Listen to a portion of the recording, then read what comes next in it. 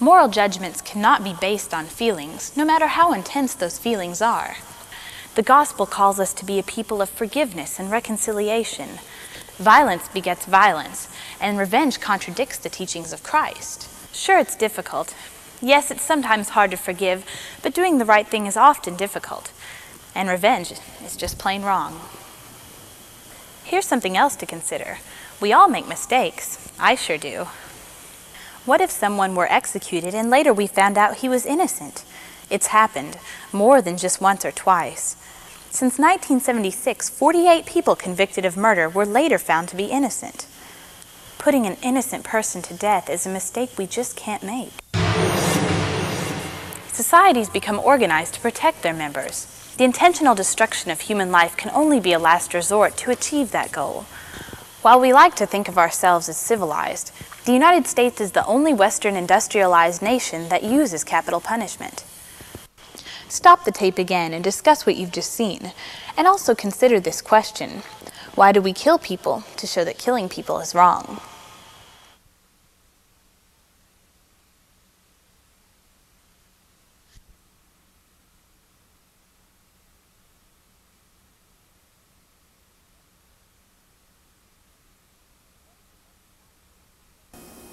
What is a person like who sits on death row awaiting execution? Their story is often a sad one. When I got in high school, my parents were very liberal. When I got in high school, I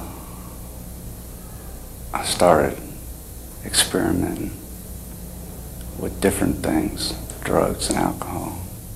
Well, just out of the blue, we decided to rob it and get all the guns.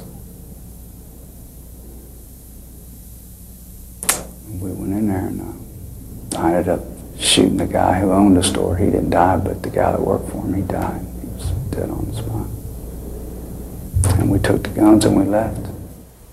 When I would go in my cell at night, it would be like I was in my own world, like the Holy Spirit was in charge.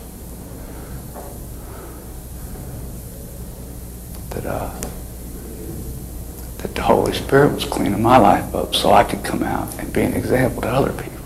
For somebody to be vengeful, there isn't no love there. There's a lack of love. That's darkness. And we're not created to live in darkness. While these inmates may indeed be guilty of doing very evil things, we must remember that our goal is to stop violence and deliberate killing. In his life, Jesus showed himself opposed to every form of violence. He allowed himself to be unjustly condemned and executed. His response was forgiveness. Father, forgive them. They do not know what they are doing. Pope John Paul II said, "All human life, from the moment of conception and through all subsequent stages, is sacred, because human life is created in the image and likeness of God." To be consistent with the teachings of Christ, mercy must be extended to the guilty. And Jesus taught very clearly that there was no sin that was not forgivable. And in fact, Jesus on the cross, himself being murdered, prayed to the Father, prayed to God to forgive them. Imprisonment for life without parole should replace the death penalty. And I would emphasize in saying that without parole, that there would not be, the person would not be ever able to get back on the street again. For a number of reasons. One is that there's always the possibility that you've got the wrong person. Secondly, there may have been extenuating circumstances that because of the lawyer or the courts or whatever, that weren't seen. And therefore the person may not deserve that kind of extreme.